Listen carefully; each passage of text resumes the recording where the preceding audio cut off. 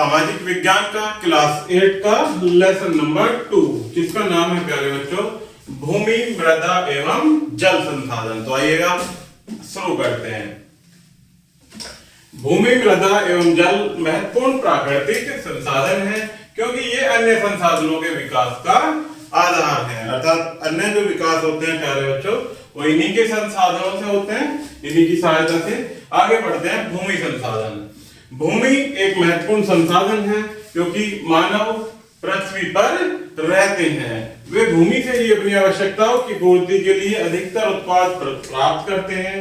भूमि से ही मानव को 95% से अधिक खाद्य वस्तुएं प्राप्त होती हैं। अधिकतर वस्तुओं की आवश्यकताओं की पूर्ति होती है तथा रहने के लिए भूमि पर ही मकान बनाए जाते हैं।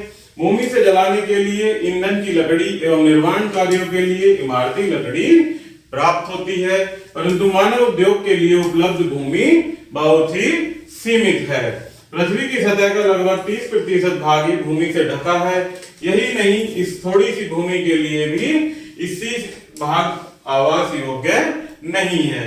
जिन क्षेत्रों की जलवायु सामान्य तथा भूमि समतल और मृदा उपजाऊ है, ऐसे क्षेत्र मानव आवास के लिए उत्तम माने जाते हैं, क्योंकि इन क्षेत्रों में विभिन्न प्रकार की आर्थिक क्रियाएं की जा सकती हैं। ऐसा अनुमान लगाया जाता है कि भूमि के 30% भाग पर ही विश्व की जनसंख्या लगभग 90% जनसंख्या का निवास है। शेष 70% भूमि पर या तो बहुत विरल जनसंख्या है या वह निर्जन है। निर्जनता के कारण यह भूमि या तो अति चट्टानी है, या जलवायु अत्यंत शुष्क है, या अत्यधिक आर्द्र एवं अत्यंत गर्म है, या अत्यंत ठंडी है। एशिया और अफ्रीका के मरुस्थल और घास भूमियां, दक्षिण अमेरिका, अफ्रीका और दक्षिण पूर्व एशिया के उष्णकटिबंधीय वन एवं ध्रुवीय क्षेत्र मुख्यतः विरल जनसंख्या वाले क्षेत्र हैं। इन क्षेत्रों में रहने वाले लोग आखेट संग्रहण, मत्स्य पशुपालन तथा थोड़ी बहुत फसल पैदा करके जीवन निर्वाह करते हैं। अधिक जनसंख्या का निवास उपोष्ण कटिबंधीय तथा मध्य अक्षांशीय क्षेत्रों में है। उपजाऊ मैदानी क्षेत्रों, नदियों की घाटियों में जनसंख्या अधिक है, क्योंकि ये क्षेत्र कृषि के लिए अनुकूल हैं। पृथ्वी पर कृषि योग्य भूमि बहुत ही कम है, कि जैसा कि मानचित्र में इसमें दर्शाया गया है। मानचित्र में देख सकते हैं प्यारे बच्चों, कृषि के लिए कृषि का विकास क्षेत्र। आगे बढ़ते हैं। भूमि उपयोग। भूमि का उपयोग विभिन्न उद्देश्यों के लिए किया जाता है। इनमें प्रमुख है फसलों की खेती। भूमि का प्रयोग किस लिए किया जाता है? फसलों की खेती, पशुचारण, मकान और सड़कों का निर्माण करने, खनन और विनिर्माण करने के लिए। भूमि के इस प्रकार के उपयोग का अनुपात एक दूसरे प्रदेश में काफी भिन्न होता है। इसे भूमि उपयोग प्रतिरूप कहते हैं। समय के साथ एक प्रदेश में भी इसमें अंतर आ जाता है। संसार के विभिन्न भागों में निरंतर बढ़ती जनसंख्या के कारण बहुत परिवर्तन हुए हैं। वनों को काटकर खेत बना लिए गए हैं और कृषि योग्य भूमि को गैर कृषि यानी जैसे भवन, सड़क और रेलवे लाइन आदि बनाने के कामों में लाया जाता है। किसी निश्चित समय पर किसी देश या प्रदेश के भूमि उपयोग प्रतिरूप को अनेक कारक प्रभावित करते हैं। जैसे भौतिक कारक होते हैं कुछ, जैसे स्थलाकृति, मृदा, जलवायु, जल की उपलब्धता और खनिज संसाधन किसी भूमि क्षेत्र के संभावित उपयोग को प्रभावित करते हैं। पृथ्वी की कुल भूमि का लगभग 10% भाग ही कृषि योग्य है। जितनी भूमि है उसका केवल 10% भाग ही हमारी कृषि के लिए उपयुक्त है। 1/3 से कुछ कम भाग वनों के अंतर्गत है। लगभग 1/4 भाग पर चारा रहा है। शेष भूमि या तो अन्य उद्देश्यों के लिए प्रयोग में लाई जाती है या बेकार पड़ी है। इसमें कुछ तालिका में कुछ देशों का भूमि उपयोग प्रतिरूप दिखाया गया है प्यारे बच्चों। Australia, Brazil, Canada, France, Japan, Bharat, संयुक्त राज्य अमेरिका आदि का दिखाया गया है।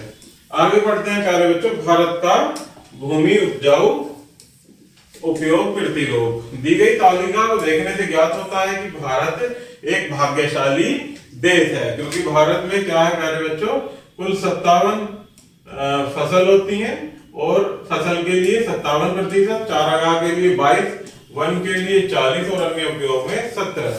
तो इस तरह से भारत क्या है, एक भाग्यशाली देश है जहाँ कृषि योग्य भूमि का बहुत उच्च प्रतिशत पाया जाता है। अधिकतम भूमि जो है कृषि योग्य है, यानी 57%। सबसे ज्यादा यहाँ कृषि की जाती है, इसीलिए हमारे भारत देश को क्या कहा जाता है, कृषि प्रधान देश। लेकिन वन का आवरण बहुत कम है, यानी 4%। स्वास्थ्यवर्धक पर्यावरण बनाए रखने के लिए किसी भी देश के कुल क्षेत्र का 1/3 भाग वनों से ढका हुआ होना चाहिए। इसके अतिरिक्त भारत में चारागाहों के अंतर्गत भी भूमि का बहुत कम भाग प्रतिशत है। चारागाह के लिए है 22%। भारत की पशुओं की जनसंख्या को देखते हुए यह बहुत कम है, क्योंकि भारत में पशु अधिक है और यह भूमि का जो चारागाह क्षेत्र है यह कम है। किसी भी देश की भूमि क्षेत्र की सीमा निर्धारित है, इसीलिए विभिन्न उपयोगों के मध्य सदैव प्रतियोगिता बनी रहती है।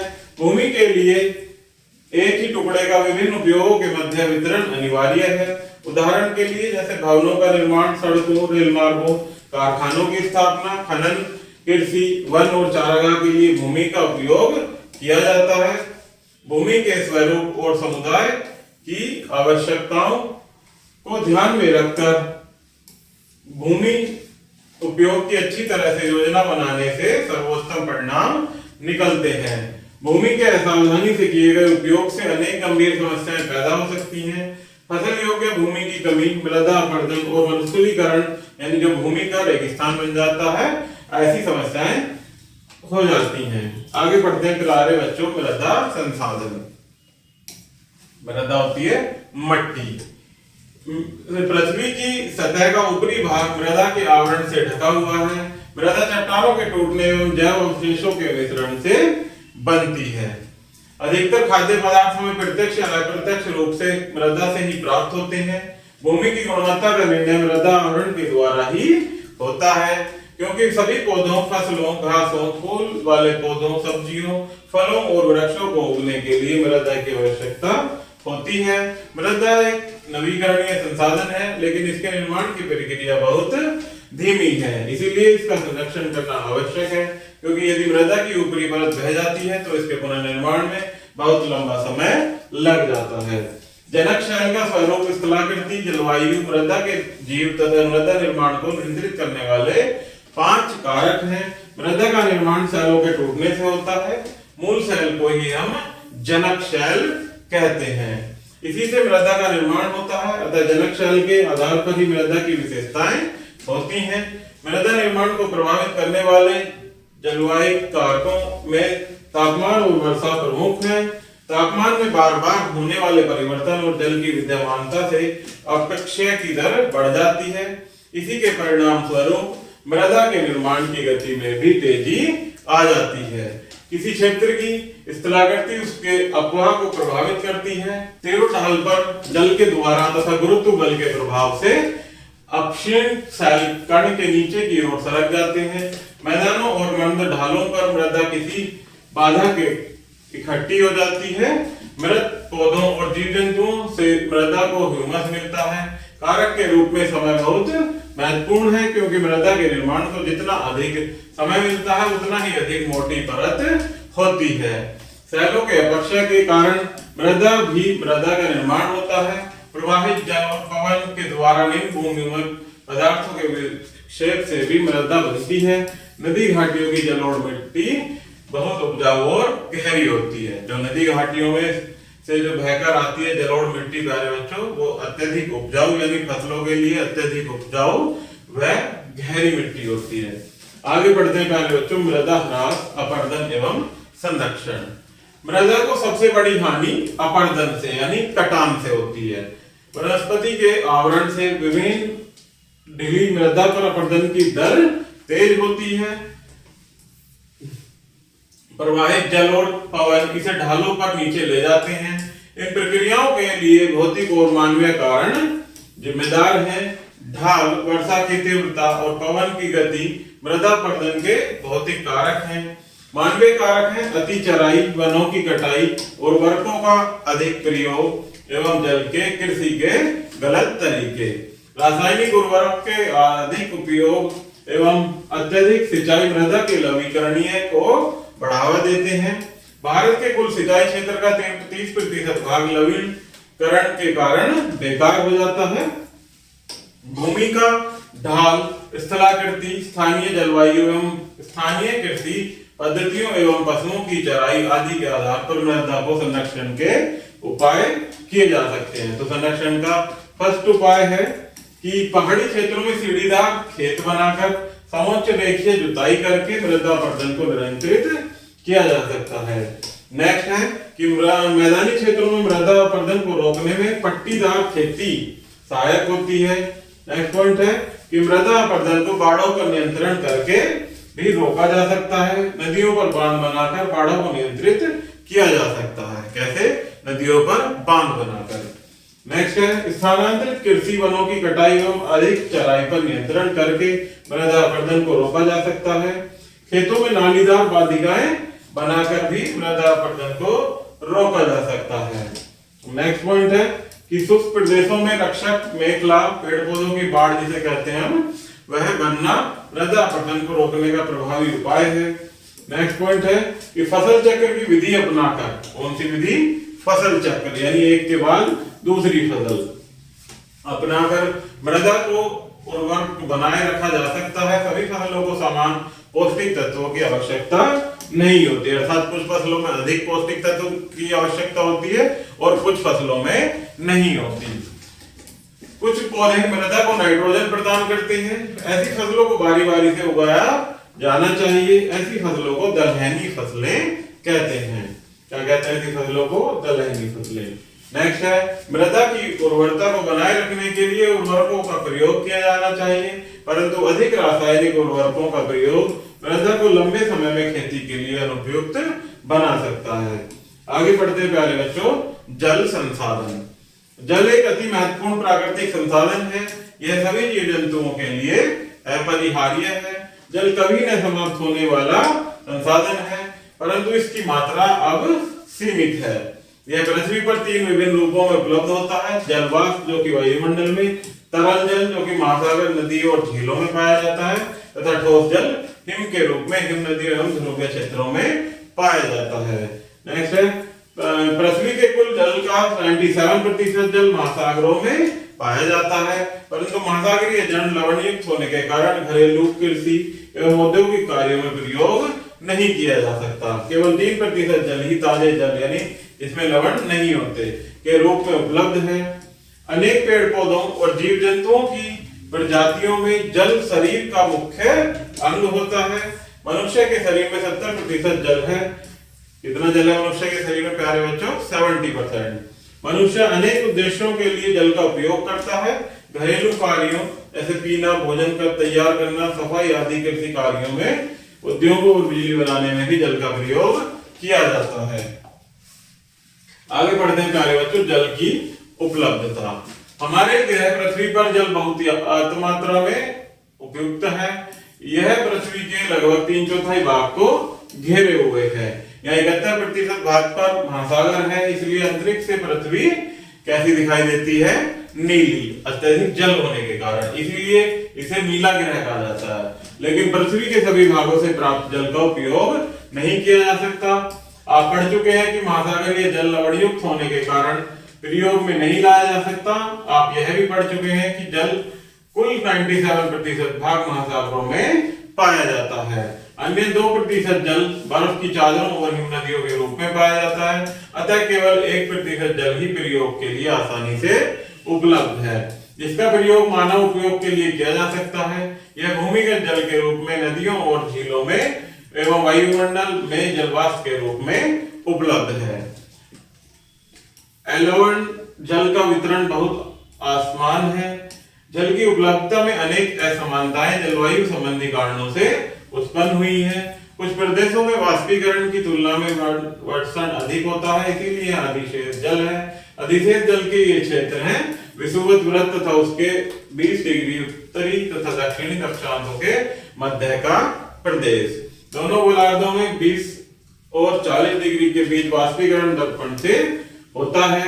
इसके कारण ये प्रदेश मरुस्थल बन गए हैं। उत्तरी गोलार्ध में हमारा अरब तथा गोबी के मरुस्थल और दक्षिणी गोलार्ध में अटाकामा, कालाहारी और पश्चिमी ऑस्ट्रेलियाई मरुस्थल इसके उदाहरण है 45 डिग्री और 60 डिग्री अक्षांशों के बीच के क्षेत्र में प्राय अधिशेष जल है।